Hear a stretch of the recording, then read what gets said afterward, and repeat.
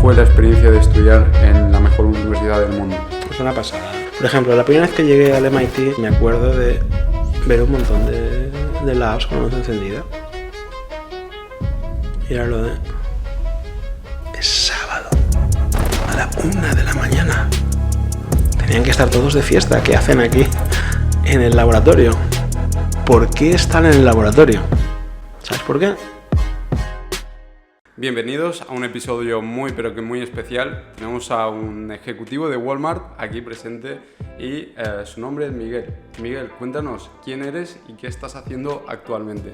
Me llamo Miguel Ángel Sánchez Valero, soy valenciano y vivo en Estados Unidos. Yo estaba en la UPV y de ahí pasé al MIT a hacer un par de PhD simultáneos. De allí me sacó McKinsey & Company para atender sus clientes en estrategia y operaciones globales. De allí pasé a Nike a llevar su grupo de planeamiento estratégico y hace 4 años me mudé a Arkansas para crear y desarrollar el grupo de estrategia global de compras para Walmart, el retailer más grande del mundo. Vale, llevas bastantes años en Estados Unidos, nos has comentado historias muy interesantes como tus truquillos para entrar al MIT. Vamos a descubrir un poco tu historia, porque me pareció súper interesante y, oye, me gustaría transmitirla. Tú eres estudiante de electrónica en una universidad española y decides irte a Estados Unidos. ¿Por qué? Yo pensaba irme a la Berlin Universität a hacer el PhD en Supply Chain Management, pero no llegaba tiempo para coger beca, así que tenía un año como en falso. Con lo cual opté a una beca Promoe para irme a Estados Unidos y me fui a la Universidad de Wisconsin para hacer un máster de 1 año en electrónica, de potencia, de control. O sea, yo quería hacer de control, pero las asignaturas eran de potencia. Pero tenían un programa de alemán muy bueno y con ese programa de alemán podía prepararme para escribir una tesis, ¿no? Mi alemán estaba bien, pero no thesis ready, ¿no? Cuando llegué a Estados Unidos me gustó mucho el ambiente universitario, sobre todo porque el research lo estábamos haciendo con General Motors. El research lo hacíamos con empresas que realmente estaban construyendo cosas con lo que nosotros hacíamos, podíamos tocarlo. Mientras que el research que yo hacía, o que hacíamos entonces en Europa hace tiempo, era mucho más teórico, ¿no? Se consideraba que hacer una aplicación tan cercana a la empresa era como sucio. Te hubieras vendido. Entonces me apasionó y decidí quedarme allí. Ahora, para cuando yo decidí quedarme allí, que era a finales de noviembre, solo habían 3 universidades que no hubieran cerrado la aplicación, que eran North Carolina, MIT y Berkeley. Así que apliqué a las 3. North Carolina consideró que no era suficientemente bueno para ellos, pero gracias a lo que fuera, el MIT y Berkeley sí, así que enfrenté a una contra la otra hasta que me dieron una beca completa y por tanto me pude quedar allí. De otro modo, como no era estadounidense, no me hubieran dado un student loan y no hubiera podido pagarlo, me hubiera tenido que volver. Sí, la estrategia de conseguir esa beca ha sido muy interesante. Sí, te la cuento, pero no la hice adrede, o sea, ahora parece que sea yo un mastermind. Claro, pero ahora mismo eres ejecutivo en estrategia de negocios. Yo creo que viene de ahí, porque esos truquillos me pareció, vamos, una idea increíble. Aunque fuera viendo ahí la situación, pero me gustó mucho lo que hiciste. ¿Cómo fue el proceso para conseguir esa beca? Yo te lo cuento, además, como es en español, no lo van a saber los interesados. Vamos a ver, yo me fui al MIT porque, como a todos los prospective students del máster, me ofrecían el viaje gratis, que era desde Wisconsin, no era muy caro, ¿no? Y me hacía muchísima ilusión verlo, con lo cual cogí el viaje, me fui allí, y cuando empezó como la ceremonia, vi que el decano venía a hacerles un poco la rosca a los estudiantes, ¿no? Para convencerlos de que se fueran a esa universidad. Yo no era tan agresivo como otros estudiantes, con lo cual me quedé un poquito atrás viendo lo que hacían. Y a mi lado había un PhD, un estudiante de doctorado, que era colombiano. Y era como mi mentor para el viaje. Entonces le pregunté en un momento, porque me di cuenta y dije, ¿por qué el decano siempre le pregunta a la gente algo sobre Berkeley? porque me habían aceptado en Berkeley. Claro. Y me parecía raro, ¿no? Y me dice, es que este año en Berkeley uno de los donors, de los ex estudiantes, les ha dado muchísimo dinero. Así que tienen tanto dinero para becas que están dando full scholarship a todo el mundo. Con lo cual le preocupa porque el MIT es la mejor universidad para este tipo de carrera, que era logística, pero si Berkeley tiene más dinero, a lo mejor se llevan a mejores estudiantes, con lo cual dejamos de ser la mejor universidad porque ya no hacemos el mejor research. Entonces yo dije, ajá. Cuando me tocó el turno de hablar con el decano y me preguntó qué tal, ni siquiera le dejé que me preguntara, sino que le dije, estoy súper ilusionado, esto es el MIT, es como el Camelot de las universidades para un ingeniero, sería un sueño entrar aquí, porque nunca hubiera pensado que fuera realidad. Cuando vi la carta pensé, esto es increíble. Y el hombre estaba hinchándose cada vez más. Y entonces le metí la puñalada trapera, ¿no? Que era el decirle, lamentablemente, pues, no puedo venir. Y él, y es que yo soy español, entonces, como no soy estadounidense, no puedo obtener un préstamo bancario para los loans, ¿no? Los student loans en Estados Unidos te los dan, pero yo en España no puedo ir a un banco a decirle que me den $100.000 de crédito para pagar la universidad. Claro. Entonces le dije, económicamente esto no lo puedo pagar. Y él me preguntó, ¿qué vas a hacer? Y yo, bueno, me han aceptado en Berkeley. Y yo no dije ninguna mentira, me habían aceptado en Berkeley. Con lo cual el hombre inmediatamente, supongo que hizo la conexión mental de, le habrán dado una beca. Entonces pues seguimos hablando de nuestras cosas, pero a los 3 días recibí una carta oficial del MIT ofreciéndome un full scholarship si aceptaba su programa.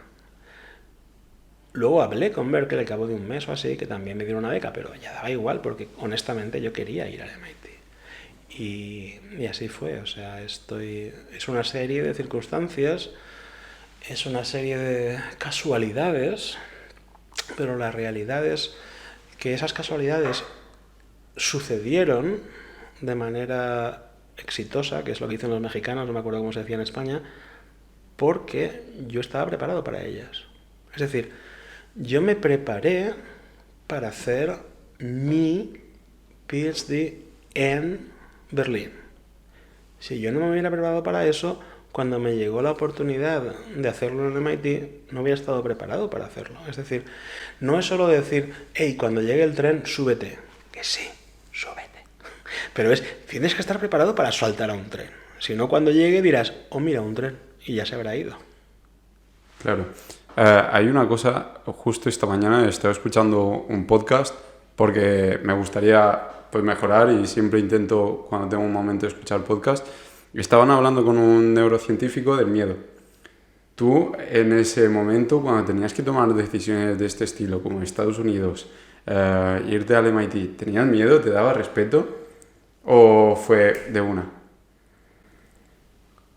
No lo sé, o sea, yo te diría que no tengo miedo porque soy tan estúpidamente orgulloso que pienso que puedo hacerlo todo bien y demás, pero siempre tienes un proceso, que lo que quiero decir es, tú tienes que habértelo currado y haberte preparado y entonces lo puedes hacer.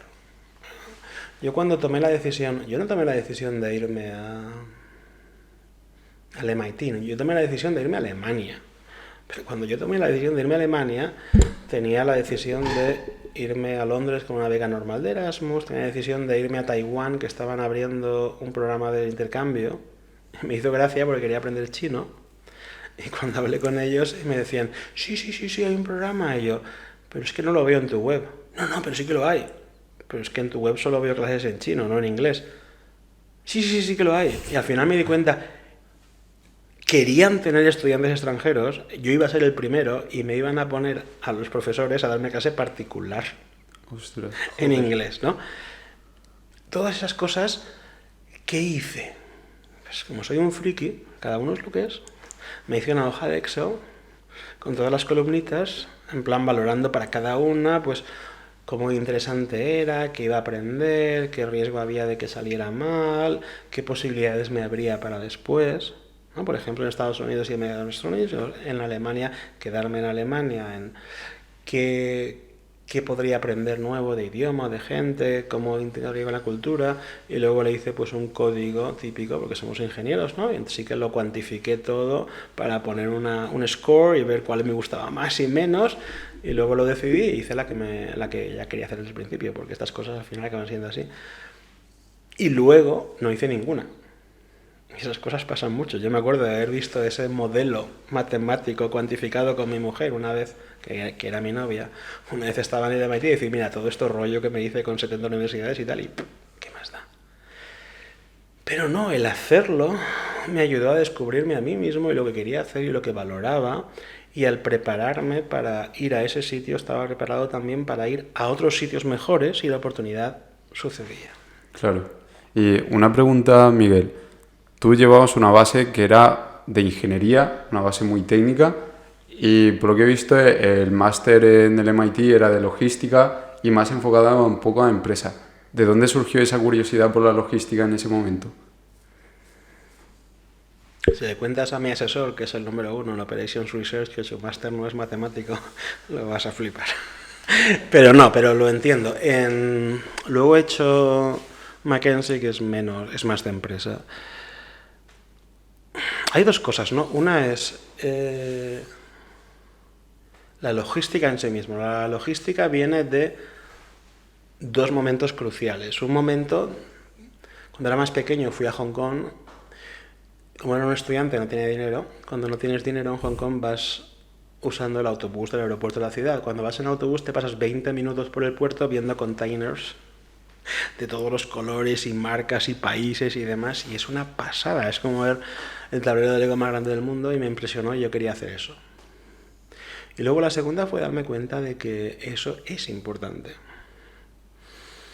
En un momento dado yo fui a Italia a un proyecto que se llamaba MIT Vehicle Design Summit, que era para crear un prototipo de un coche híbrido eléctrico de bajo coste, bajo consumo para los mercados de India y China, que en ese momento era lo más cool para los ingenieros, ¿no? Y cuando llegué allí, pues todo el mundo era súper guay y demás. Y no construimos el coche inicialmente porque a las 2 semanas los suppliers de China no nos cogían el teléfono. Los estadounidenses no estaban acostumbrados a trabajar con el resto del mundo, así que la batería súper estupenda de entonces que nos habían dado se había quedado en la aduana porque era material considerado de tecnología militar y no podía dejar el país. Con lo cual no había manera de montar nada, no había coche que montar. Todo el mundo de ahí eran PhDs y tal, de universidades de Europa muy buenas y demás, y estaban como en plan, me vuelvo a casa, esto es horrible. Así que yo pues fui el que cogí un teléfono y me puse a buscar. Y encontré cambalacheando un señor en Suiza que cogía coches alemanes de Mercedes y los convertía en eléctricos con baterías tal, para gente rica que quería conducir un coche eléctrico. Conseguí un suministrador de Polonia que estaba montando una chapa que se parecía a la china. Y poco a poco conseguí las partes para hacer el coche. Y luego convencer a los PhDs de que lo hicieran, ¿no? Porque decían, pero esto no es el proyecto que yo he hecho en el AutoCAD, whatever, que usarán para hacer la chapa del coche. Pero es mi proyecto final de carrera. Entonces, ¿qué prefieres? ¿No tener nada? Claro. ¿O cambiar tu proyecto final de carrera para que tenga esta chapa? Vale. Y al final lo acabamos haciendo así, pero lo que me di cuenta entonces es que las cadenas de suministro, por el motivo que sea, pensamos en Occidente que son como los trenes, que llegan a la hora, que son perfectos, que no, son una cosa heroica de gente que está trabajando toda la noche y montando cosas y llegan justito. O sea, llega el paquete a tu casa desde China el día que toca, a la hora que toca, y es unos malabarismos heroicos brutales. Y decidí que era un campo apasionante y que quería dedicarme a él.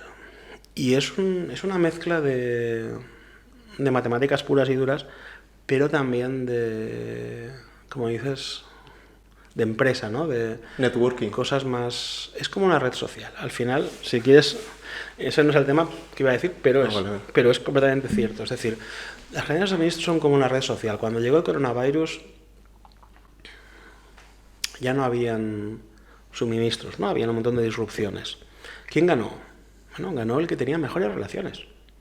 Ganó el que el suministrador pues era más amigo suyo o tenía mejor relación o lo que sea, y por tanto cuando ya solo tenía 3 paquetes y 4 clientes, pues un cliente se queda sin paquete.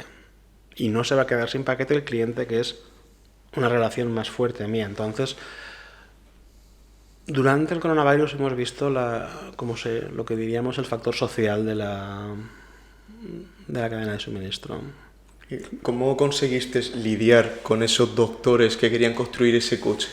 Porque claro, eran doctores que cada uno tendría su ego, lo que tú has comentado de que quizá cada uno tenía un proyecto final diferente. ¿Cómo conseguiste contactar con ellos o comunicarte para que al final llevar el proyecto hacia adelante?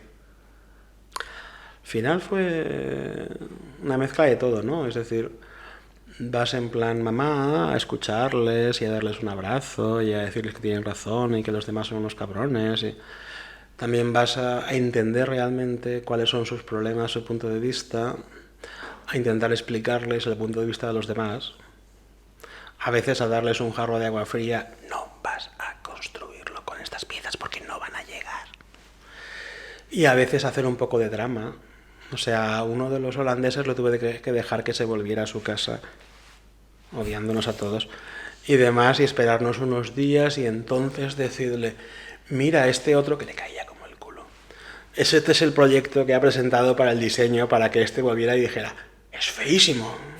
Y yo, ya, pero bueno, es lo que tenemos. Y al día siguiente, este es mejor. Hostia, pues sí, es mucho mejor, tal. Y que poco a poco se volviera a enganchar, ¿no? Entonces, al final la gente es gente. Entonces hay gente que funciona una cosa, gente que funciona otra. Tienes que comprenderlos como personas para poder conectar con ellos y llegar a hacerlo. Y me parece perfectamente bien. No estoy manejándolos en las tinieblas porque estoy haciendo algo que ellos realmente quieren hacer. Les estoy ayudando a descubrirlo. Claro, ¿y en qué momento de tu trayectoria fue Hong Kong? Porque estamos hablando del MIT y de repente ha aparecido esto de Hong Kong. ¿Cuándo fue? ¿Después del máster del MIT o antes? No, fue antes del MIT. A mí Hong Kong es una ciudad que me encanta y la conocí cuando todavía era inglesa, antes de graduarme en la universidad. Y la razón es que la universidad de aquí era un poco aburrida, así que me dejé las clases y me puse a trabajar. Sí. Ah, vale. ¿Te dejaste la universidad y te fuiste a trabajar? Me dejé la universidad. ¿En qué año? Segundo año o así de dejar de venir aquí, dejé la universidad y la razón básicamente fue que, if you will, me aburría en clase. Entonces saqué la mejor nota en las clases que me interesaban y en las demás no. Y en ese momento había un concepto muy raro de esta clase es muy importante, así que es muy dura, así que suspendo a todo el mundo. Pero luego los estudiantes de segundo ya saben que tienen que ir a esta otra, que es en la que realmente aprenden. Todo eso no me convencía. Entonces no me integré bien en la universidad aquí. Y ya está, pero lo bueno es que me fui a trabajar y entonces llegué a tener como un ímpetu más grande, y cuando volví a la universidad, por eso me eligieron para ir a Italia, por ejemplo, demostraba, ¿no?, que muchas más ganas que los demás. ¿Por qué? Porque había comprendido después de trabajar fuera que, oye, esto de estar aquí es un privilegio estupendo y si no te gusta este profesor o esta clase, pues te vas a otra. No pasa nada, tienes opciones. Claro, y estás en segundo de carrera, acabas en Hong Kong. ¿Cómo fue el hecho de irte a Hong Kong? ¿Te salió una oportunidad? ¿La buscaste?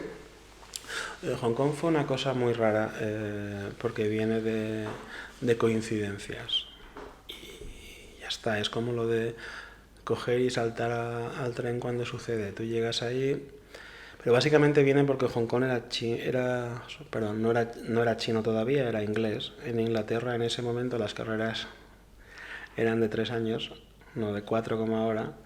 Entonces yo estaba en mi tercer año y cuando le dije a la señora que estaba en mi tercer año me dio una oferta de trabajo porque le caía bien. Y yo no me había dado cuenta de que me la había dado sin saber que no me había graduado como ingeniero, así que la acepté. Y ya está, y las cosas son así, pero no pasa nada. O sea, trabajé un poco y luego me volví y acabé la carrera tranquilamente con muchas más ganas que antes. Ahora mismo podría decir, debería de haberme quedado y haberla acabado. Bueno, pero no sería la misma persona, no hubiera vuelto con esa experiencia, no hubiera vuelto con ese ímpetu y no hubiera llegado a hacer otras cosas. A lo mejor hubiera acabado muy feliz de otra manera, pero al final te das cuenta de que tienes decisiones en la vida que a lo mejor no han sido las mejores, pero son las mejores que tenías en ese momento con el conocimiento y la visibilidad que tenías entonces. Si volviera a hacer eso, volverías a hacer lo mismo porque no sabías cuál era la alternativa. Y está perfectamente bien. ¿Y qué te llevas de Hong Kong? ¿Qué aprendiste? ¿Una cultura diferente, un país diferente, gente totalmente diferente a la de España? Lo que aprendí de Hong Kong es que en realidad no hablan inglés. Aquí teníamos la idea de que hablabas inglés y no, señora, había una profesión allí que era el señor que se ponía una peluca blanca y hacía de traductor entre los ingleses y los locales para los juicios, por ejemplo. Ostras. Entonces, pero bueno, es un lugar encantador, la comida es estupenda, el clima es interesante, pero se parece mucho al de aquí. De hecho, tenemos mucha más gente de Hong Kong en Valencia que de otras partes de China comparado con el resto del mundo, porque el clima de aquí es más parecido al de allí, con lo cual porcentualmente viene más gente. Es curioso, pero es como una ciudad achermanada sin que sepamos que lo es. Ostras, muy interesante. Entonces, vas a Hong Kong, te motiva a terminar la carrera, vuelves aquí a España, terminas la carrera definitivamente y vamos al MIT. Haces esas negociaciones con ambas universidades y te cogen en el MIT. ¿Cómo fue la experiencia de estudiar en la mejor universidad del mundo? Es una pasada. O sea, el MIT es maravilloso. Hay, no sé, te podría comentar rollos como estar en mi cuarto y que a las 2 de la mañana me toquen a la ventana. Y yo así, y es Keyer, mi amigo jamaicano, es súper guay, súper cool, que está ahí encaramado a un árbol. Y él, ¿qué haces? Y dices que tengo examen de PID Controllers mañana, tú no eras en el electrónico. A las 2 de la mañana. Me cago en la puta. Pero yo no tenía clase el día siguiente, así que nos quedamos toda la noche haciendo ejercicios de PID. Y es, no sé, es como un you can do it. ¿Okay? La gente piensa que lo puedes hacer. Entonces, todo el mundo piensa que lo puedes hacer, tú vas y lo haces. Y cuando hay como un círculo que te refuerza que tú vas, que tú vales, que tú puedes, que tú lo puedes hacer, pues lo das todo, ¿no? Y es una... Por ejemplo, la primera vez que llegué al MIT, para vivir ya crucé desde lo que es la estación de metro hasta Mid-Dorm, que me tenía que cruzar todo el MIT, y el Infinite Corridor y demás, y me acuerdo de ver un montón de labs con la luz encendida. Y era lo de... Es sábado, a la 1 de la mañana. Tenían que estar todos de fiesta. ¿Qué hacen aquí en el laboratorio? ¿Por qué están en el laboratorio? ¿Sabes por qué? Porque está abierto. Yo lo siento, pero en mis tiempos en la UPV en sábado no te dejaban entrar en ningún laboratorio. De hecho, de normal, si había dinero dentro no te dejaban entrar, no fuera que rompiera los transistores o algo, ¿no? Tenías que estar supervisado por adultos. En cambio allí les estaban dando el ownership de ir y hacerlo y crear tus robots o tus cosas, y la gente pues iba y lo hacía porque es interesante. Cuando tienes de repente una posibilidad de crear una cosa y la estás creando y es tuya, a lo mejor en lugar de irte a ver la tele te apetece ir a seguir trabajando en el bicho este porque es interesante. Es un lugar maravilloso y tengo unos recuerdos estupendos. ¿Y cuál es la mayor diferencia del MIT con la Universidad Española? ¿Qué le falta a la Universidad Española para llegar al nivel del MIT?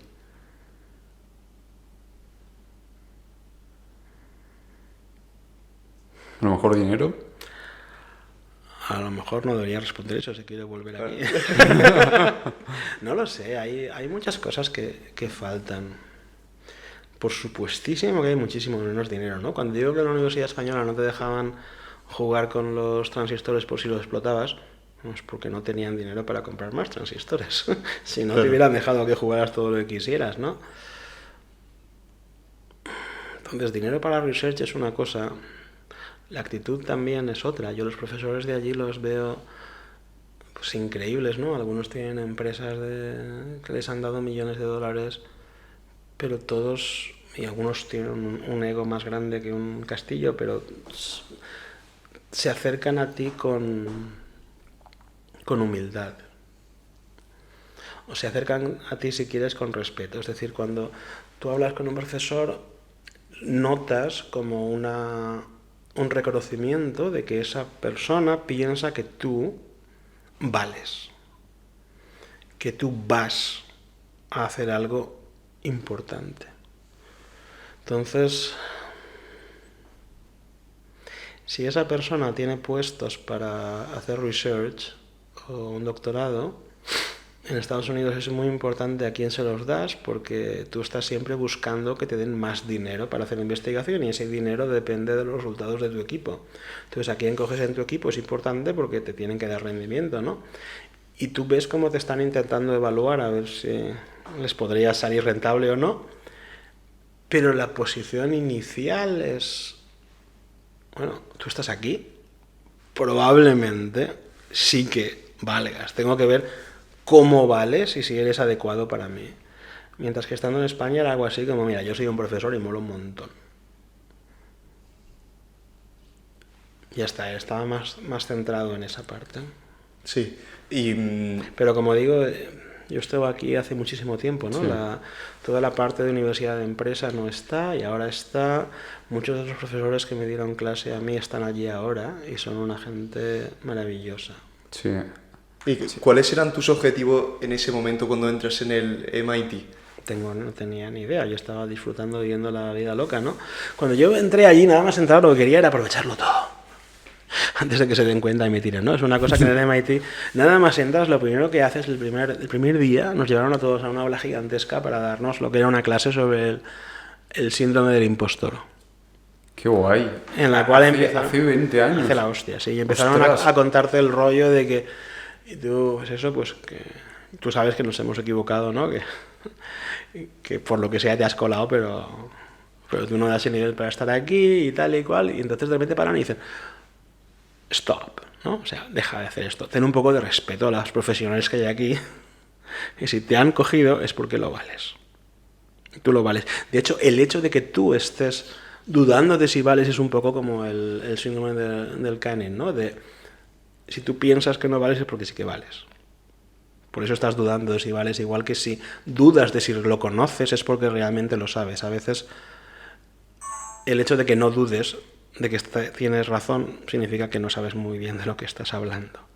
Entonces, en este sentido yo inicialmente estaba impresionado. Yo estaba intentando coger todas las clases posibles, hacer todo lo que es posible, asegurarme de que no me tiraban y no me... Y luego al cabo de 6 meses ya empecé a estar más tranquilo y entonces me encontré otro research que me gustaba más para que me lo pagaran. Yo inicialmente estaba allí y estaba haciendo research relacionado con la economía europea y el impacto económico del High Speed Rail. Es decir, todo el mundo entonces estaba construyendo vías de tren de alta velocidad y todos los alcaldes de pueblo, desde Marsella hasta los Alpes, querían tener su tren de alta velocidad. Pero era muy caro. ¿Y quién lo pagaba? ¿Y qué efecto iba realmente a tener? Y estábamos investigando pues si realmente iba a ser positivo o no económicamente y para qué partes del trayecto y va a ser positiva. ¿Va a ser positivo para todo el mundo o solo para los nodos más grandes? ¿O solo para los más pequeños? Spoiler alert, solo para los más grandes. Entonces, a los 6 meses encontré una oportunidad de hacer research que me gustaba más porque era escenario planning a 40 años en la Unión Estadounidense para hablar de logística y de infraestructura de transporte. Y me cambié allí. Y como ya estaba más tranquilo, pues empecé a ir muy a saco. De hecho, me cursé todas las asignaturas que ofrecía el MIT en todas las carreras relacionadas con logística y supply chain en el primer año. Como un loco. Pero bueno, yo había llegado allí, no tenía novia, no tenía amigos, no tenía familia, no tenía nada que hacer, así que yo estaba cursando asignaturas haciendo research. Y por culpa de eso, el segundo año, como me quedé sin asignaturas, me enteré que habían un par en un Master de Executive Education y le pedí a mi advisor que me dejara entrar, me dijo que sí, siempre que siguiera haciendo mi trabajo normal, que lo seguía haciendo. Y por culpa de entrar en estas, me contactó McKinsey cuando iban a hacer Executive Recruiting, me ofreció un puesto de trabajo y en mi segundo año estábamos justo hablando de coger ese segundo Executive Education que tenía para no tener que pagarlo. También lo hice con Research, pero hice que el Research fuera el mismo que el primero, con lo cual me pagaba los dos. Y tuve un segundo advisor. Ese segundo advisor trabajaba con Harvard, entonces me dijo, podríamos convertir este segundo máster en un segundo PhD. Y entonces haces el PhD en Harvard y en el MIT con los proyectos de investigación, pero que en realidad son el mismo proyecto de investigación. No es un trabajo extra, es un poquito más, pero no mucho. Y estaba yo súper ilusionado. Entonces llegó la oferta de McKinsey, llegó la oferta de un banco estadounidense de Nueva York, que no voy a mencionar porque no lo cogí, no me gustó, y fue un momento bastante interesante de elegir hacia dónde iba. El banco estadounidense no lo elegí porque me encanta Nueva York, y lo que me ofrecían era básicamente un trabajo de aplicar las mismas técnicas de planeamiento de escenarios que estaba haciendo en el MIT para el gobierno, aplicarlas a inversiones bancarias. Era súper guay, con unos ordenadores que lo flipas, ¿no? Y me pareció increíble. Y de repente tuve una visión de tener 70 años y estar en el sótano de un rascacielos con mi ordenador haciendo más modelos, porque era tan guay que iba a seguir haciéndolo y no iba a crecer, no iba a aprender nada nuevo ni desarrollarme. Era como vender mi alma a cambio de dinero. Era mucho dinero, ¿no? Estaba bien, pero... Y luego tuve la decisión de si hacía McKinsey o hacía el MIT. Ahí no lo tenía claro, porque el doble doctorado de MIT y Harvard me parecía muy interesante. Y tenía la ilusión de luego pues, ser profesor y demás, y hacer research. Pero lo de McKinsey era una oportunidad única para tener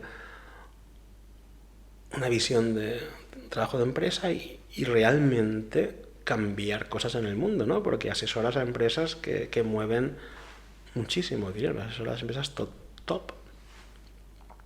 Y hubieron dos cosas que me convencieron, ¿no? Una cosa fue darme cuenta de cuál era el planteamiento probabilístico de dónde ir, que lamentablemente te dice que no seas profesor. Porque básicamente en Estados Unidos, si quieres ser profesor, te tienes que tirar como 10, 15 años haciendo muchos papers, trabajando mucho, y entonces lo consigues o no. Pero básicamente si no lo consigues te tienes que ir a otro país de menor rango o te tienes que ir al high school a dar clase o algo así, ¿no? Ya no. Y lo más importante, has perdido, if you will, ¿no? Has perdido ese tiempo. Mientras que en consultoría de empresas, en menos de ese tiempo tienes la oportunidad de llegar a ser pues, un partner, un director, un socio de la empresa y ganar millones de dólares al año y mover muchas cosas. Si no lo consigues, todo el mundo te quiere, porque tienes muchísima experiencia moviendo cosas. Entonces la diferencia entre voy a trabajar un montón sin que nadie me lo agradezca y si no me sale bien he perdido el tiempo, versus voy a hacer algo muy interesante, todo el mundo me lo agradece y si no me sale bien, no pasa nada.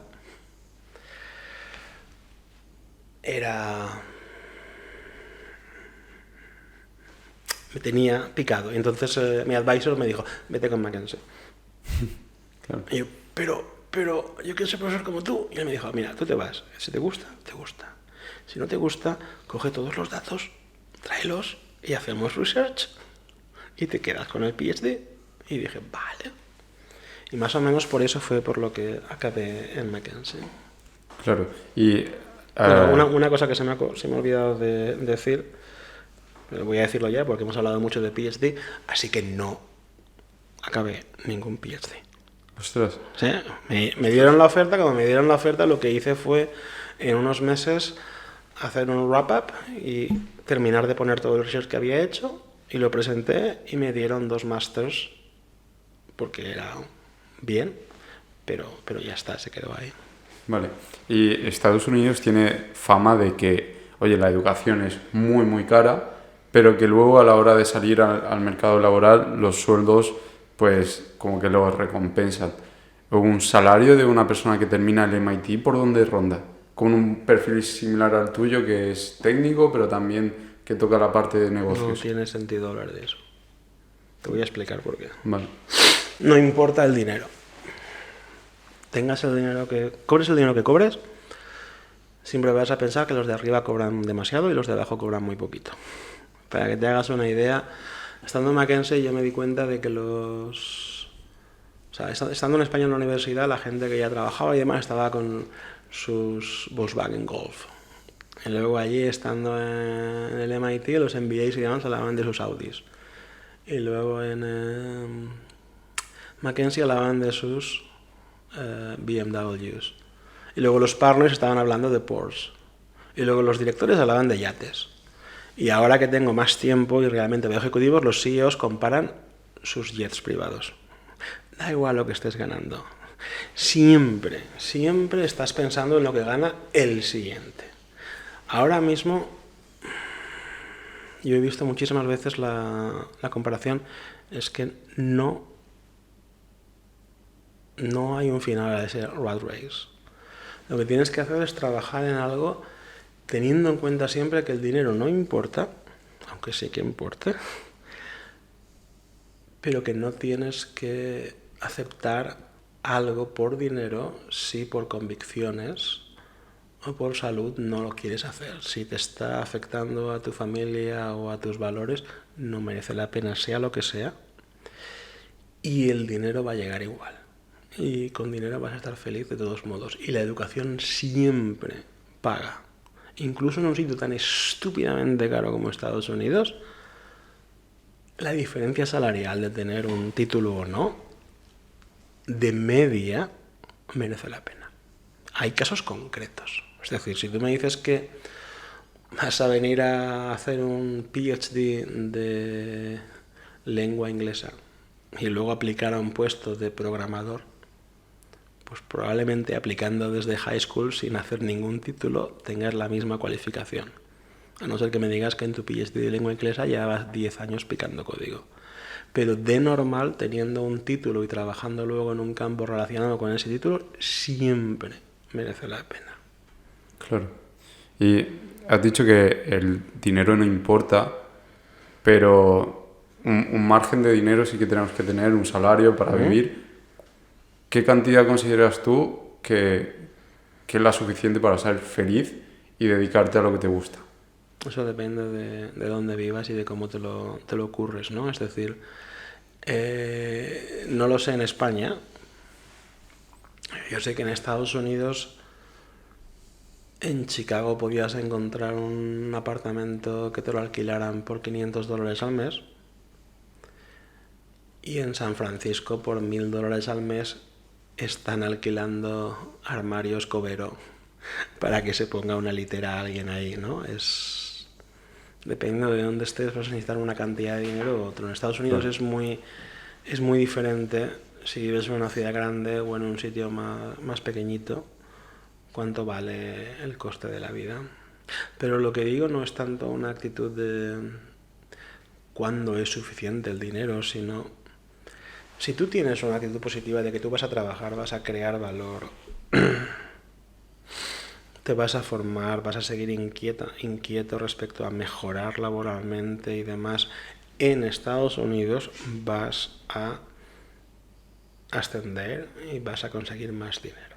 Porque en Estados Unidos se paga una mezcla de tu experiencia y el potencial de lo que ven que vas a poder llegar a aportar, que depende mucho pues de la universidad que has ido, ¿no? Y de tal, pero también de lo que ven de energía y de ambición y de ganas de trabajar y de hacer cosas. Mientras que en otros países se paga más la experiencia que tengas hasta ahora.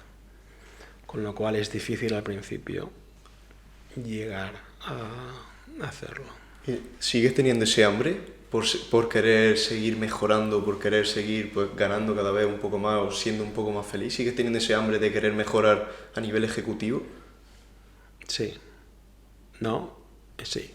O sea, la primera que has dicho de mejorar, sí. La segunda de ganar más dinero, la tercera de ser más feliz, sí, pero es con mi familia, no con el trabajo necesariamente. Me he dado cuenta de, sobre todo teniendo hijos, que me lo paso mucho mejor con mis hijas que solucionando problemas de empresa. Pero eso no significa que no vaya a pasar mucho solucionando problemas de empresa. Para mí, personalmente, es el mejorar. O sea, cuando yo te digo que me iba a ir a Alemania y estaba estudiando alemán, estaba más feliz que unas pipas. ¿Por qué? Pues porque yo no sabía alemán, estaba aprendiendo alemán y el alemán mola un montón, porque sabes, es súper lógico, sobre todo cuando vienes del inglés o lo que sea, que son todo excepciones, ver un idioma que tiene sus reglas es como relaxing, es una, oh, qué bien. Cuando llego y aprendo una cosa nueva, me hace sentirme bien, me hace sentirme más joven, ¿no? Puede estar relacionado con la neurogénesis luego cuando eres más abuelete o lo que sea, pero la cuestión es que mientras sigas teniendo una inquietud por aprender cosas nuevas, vas a estar motivado para mejorar, y es más respecto a esa actitud. Es decir, tú quieres ser un friki musulmán, tú no deberías pensar en que quieres serlo porque quieres ligar o porque quieres que la gente te diga que eres súper guay. No, quieres serlo porque te gusta estar en el gimnasio y darle al hierro y sufrir. Bueno, si es así, entonces te aseguro que lo vas a conseguir. De otro modo, a lo mejor fallas. Del mismo modo, si tú quieres aprender porque cuando aprendes te sientes guay, te recuerdas como cuando eras un niño y hacías cosas nuevas y era todo súper interesante, porque es interesante, entonces vas a seguir aprendiendo toda la vida. Si tú eres el tipo de persona que dice, no, yo soy de letras. No, este no es mi campo. Yo no quiero ni siquiera pensar en esto. Bueno, pues entonces resulta que no vas a llegar a ningún sitio. Y eso es una cosa también muy típica, como te decía en el MIT, que se supone que lo puedes hacer. Yo he cogido asignaturas que no tienen nada que ver con mi carrera, que yo pensando en España era en plan, no me hubiera ni planteado cogerlas. Y allí era en plan, se supone que vas a poder. Tenía una pregunta y estamos hablando de objetivos. ¿Cuáles son tus objetivos actualmente? Ahí. A ver, yo tengo objetivos empresariales y no empresariales. No empresariales tienen que ver con mi familia y demás y los vamos a dejar. Sí. Empresarialmente, ahora mismo, curiosamente, mi etapa con Walmart se va. ¿Por qué se va? Porque yo llegué a Walmart para crear una función centralizada de compras y esa función ya está creada. En 4 años hemos pasado de 17 a 225 billones de dólares, billones estadounidenses, o sea, miles de millones, pero sigue estando muy bien. Y ya está, ya no queda más. Entonces, ahora hay que operarlo, y operarlo depende más de factores que no son tan interesantes para mí. Entonces, lo hemos hablado y estoy barajando oportunidades de hacer cosas diferentes y nuevas, que no tienen nada que ver, o poco que ver, y que son oportunidades muy interesantes. Y ya te las contaré cuando pueda darte más detalles. Pero es eso, ahora mismo mis inquietudes son respecto a hacer cosas nuevas. Básicamente lo que quiero en estos momentos es, similarmente a lo que siempre he hecho, yo necesito aprender. ¿Por qué? Porque yo sé que si estoy aprendiendo algo nuevo, soy más feliz. Y a veces aprendo cosas pues que no son necesariamente inmediatas, ¿no? En Walmart he aprendido, por ejemplo, muchas cosas sobre política de empresas, la empresa más grande del mundo, tiene unos rollos. Y eso es interesante. Al fin y al cabo, cuando empiezas a ver cómo se mueve la gente y cómo se relaciona, cómo puedes coger grupos que no tienen nada que ver o que tienen intereses contrapuestos, como podrían ser los de compras y los de government relations y los de responsible sourcing, y cómo puedes hacer que todos juntos trabajen, es interesante. Por otra parte es crear un impacto. Cuando tú llegas y eres capaz de coger y decir ahora mismo, por ejemplo, encontramos que había una cosa que podíamos aprovechar para mejorar la efectividad del sistema, que era cuando Walmart le pide a un vendedor que le haga un pedido nuevo, muchas veces ese pedido son 50 o 100 o 200 millones de dólares. Muchas veces ese vendedor no lo puede fabricar porque es muy caro fabricar tanto. Entonces tiene que pedir un préstamo. Y ese préstamo tiene un interés. Pero si yo le digo al banco que yo ya me he comprometido a comprarle eso, el banco, sabiendo que yo soy Walmart, le va a ofrecer un interés más bajo porque de repente ya no es un riesgo. De yo te doy 100 millones, no sé yo, sino que es lo de yo te doy 100 porque te han dicho que te compran 300. Estupendo. Claro. Entonces, ¿qué hicimos? Conseguimos convencer a HSBC de que nos ayudara con esto, ofreciendo una rebaja del tipo de interés a los proveedores a los que les habíamos contratado, siempre que estos proveedores cumplieran una serie de objetivos medioambientales. Con lo cual estábamos consiguiendo que nuestros productos fueran más sostenibles, redujeran emisiones y bla, bla, bla, sin perjudicar al consumidor. Tú no pagas más por eso. Cuando eres capaz de hacer esas cosas, luego tienes que buscarte algo en el que sepas que estás creando un impacto que merece la pena, que luego puedo ir a mis niñas que tienen 7 años y contarles lo que hace papá y que digan, papá, you're my hero. Y yo, sí. Entonces ahora mismo valoro, como digo, una mezcla de tengo que aprender, tengo que tener un impacto y luego tengo que trabajar con gente que me gusta. ¿Por qué? Porque llevo muchos años en esto. No merece la pena trabajar con gente que no te gusta. Merece la pena trabajar con gente con la que te tirarías a la trinchera y te pondrías encima si viene en coche. Porque ellos hacen lo mismo y tú estás contento, estás feliz y hay una buena dinámica de equipo. Muy bien, yo tengo también una pregunta que me interesa mucho. En el mundo empresarial es un mundo de contactos. ¿Qué consejos nos podrías dar a nosotros o a los jóvenes que nos están viendo para mejorar esa habilidad de hablar con la gente, tener, oye, cómo conseguir esos contactos? Porque tú llegaste a Estados Unidos como un extranjero y al final ahora, fíjate, has llegado a Walmart. ¿Cómo lo has conseguido? Ahí hay muchos temas, ¿vale? Te voy a dar pinceladas como si esto fuera un cuadro impresionista y ya coges las que te dé la gana. Entonces, cosas que son verdades desde mi punto de vista. 1. Cada uno es diferente. Yo conozco gente que viene, te insulta y te cae súper bien porque te insulta con una gracia que dices que majo eres, ¿no? Y otro que te dice que eres guapísimo y te cae con una patada en el culo porque esa persona... Entonces, tú tienes que saber cuál es tu estilo y potenciar ese estilo. El estilo de otros no es tuyo. Entonces, tú me estás preguntando esto. Si yo empiezo a contarte los trucos con la gente, a lo mejor tú haces el truco y te sale una... ¿Por qué? Porque no es tu estilo, no te queda bien hacerlo. Tú tienes que darte cuenta de qué es lo que te queda bien, que normalmente son las cosas con las que te sientes bien cuando las haces, ¿no? Te sientes confiado. Pero típicos fallos. Mira, el primero es, no vale dinero.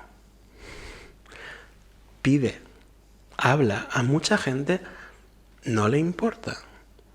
Tú añade a LinkedIn a todo el mundo y a su madre. ¿Por qué? ¿Les cuesta algo de dinero decirte que no? ¿Te cuesta a ti algo de dinero que te digan que no? Pero es que me siento muy mal si me dicen que no. Pero no lo sabe nadie, tú pídelo. Y si lo consigues, pues ya tienes más gente. Luego intenta ver qué tenéis en común. Muchas veces yo he hablado con gente porque era alumni de Mackenzie o de Nike o de MIT y me han cogido el teléfono y me han ayudado una barbaridad sin que los conociera. ¿Por qué? Pues porque los he cogido en un momento de melancolía en el que, me acuerdo de cuando iba a clase, como yo con vosotros ahora, y me apetece ayudar. Y voy y ayudo. A lo mejor los cojo la semana que viene y están ocupados y no lo hacen. Todo esto de ahora me lo haces ayer y no hubiera venido porque no podía. Que viene al siguiente. It's a numbers game. Spamealos a todos. Hazlo sin problema. Siempre que no estés molestando, siempre que no estés insultando, metiéndote por en medio, inténtalo. No pasa nada. Muchas veces tienes que intentarlo varias veces porque es difícil que encuentres un momento en que esa persona quiere ayudarte como alguien que no conoces. Mientras no seas disruptivo, pues no hay ningún problema. Lo que sucede es que tienes que intentarlo más veces hasta que encuentres a una. Ahora, como digo, todo esto son cosas personales. Habrá gente que prefiera currárselo mucho y escribir una carta de amor impresionante, o conseguir que un tercero os ponga en contacto, ¿vale? Con culturas más frías, como las norteeuropeas, siempre funciona muchísimo mejor cuando consigues que una tercera persona os ponga en contacto, ¿no? Con culturas más cálidas, latinoamericanas, funciona muy bien ir directamente al grano y a ver qué pasa. También es una generalización, depende de tu estilo. Otra persona que es a veces gente que es más transactional podría decirte que tienes que ofrecerles algo, ¿no? Que es en plan, ¿qué puedo hacer yo por ti? Siempre es un gancho interesante, ¿no? Tú, por ejemplo, podrías ir pidiéndole a gente que pues te interesaría mucho, debido a esa empresa en la que trabajan, entrevistarles para esto. ¿Para qué? Para darles un poquito de brush the ego, ¿no? A ponerles la pelota a ver si les parece, soy interesante. Tengo que responder porque si no respondo es que no soy interesante, yo soy interesante. A lo mejor eso te funciona a ti, pero a él no. Entonces, encuentra lo que a ti te funcione. Pero como digo, no hay recompensa para los tímidos, siempre que sean educados y no molesten. Y inténtalo. Vale. Ya para terminar esta entrevista, me hubiera encantado hablar más de Nike, Walmart y también la logística, porque me parece un tema impresionante, pero oye, es que Miguel ha salido de una charla que tenía para justamente acudir aquí y grabar este podcast. Ya para terminar, la última pregunta, me parece muy curiosa y se me acaba de ocurrir. Tú eres ejecutivo de Walmart, es un puesto con mucha responsabilidad y hablas con personas muy poderosas. ¿Cuál es la persona más poderosa con la que has podido hablar? Seguramente no vea el podcast. Si no cuenta que no me responda, no va mal. No, una vez en Washington estaba haciendo una visita y justo enfrente de la Casa Blanca había una delegación de gente. Y me puse a hablar con uno porque me dijo, Miguel Ángel, y era un español que había conocido en una delegación de cuando estaba en el MIT, en la embajada de algo. Así que me acerqué y me puse a hablar con él y estábamos andando y cuando me di cuenta me paró un señor de seguridad porque estaba dentro de la Casa Blanca, porque esa gente iba a unas entrevistas y yo me había metido con ellos sin darme cuenta mientras hablaba, ¿no? Y vi al Obama y le dije que era el mejor, pero obviamente no me respondió y probablemente tampoco me escuchó. Ahora, si nos retrasamos un nivel, sí. A partir de ahí, entonces la siguiente persona sería el CEO de Walmart, Doug McMillon, porque es una empresa de $600 billones y muchas veces le he presentado recomendaciones, sobre todo en el coronavirus, de cosas que podríamos hacer sobre resiliencia o de empresas específicas. Claro. Ese tipo de gente me parece increíble. CEO de Walmart.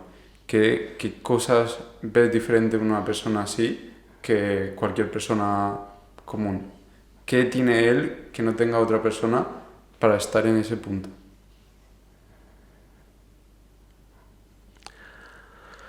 Yo diría que son personas muy válidas, pero son personas que son capaces de trabajar con otras personas, de hacer que otras personas les valoren y quieran trabajar con ellos,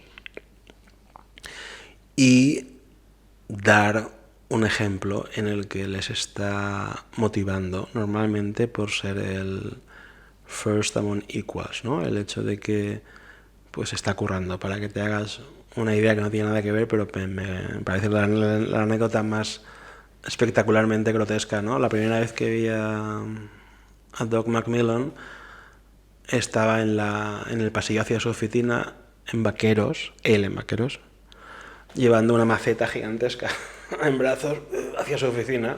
Y era curioso porque veías como todo el mundo de repente lo miraba y tenía esa cara de ¡ah! Es Doug McMillan.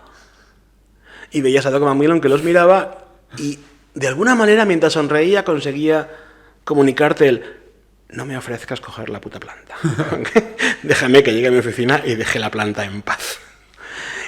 No, pero son personas muy cercanas, muy cálidas cuando hablas, que te hacen sentir que te comprenden y que te ayudan y que están ahí por ti y que van a trabajar más que un tonto para que todo salga bien.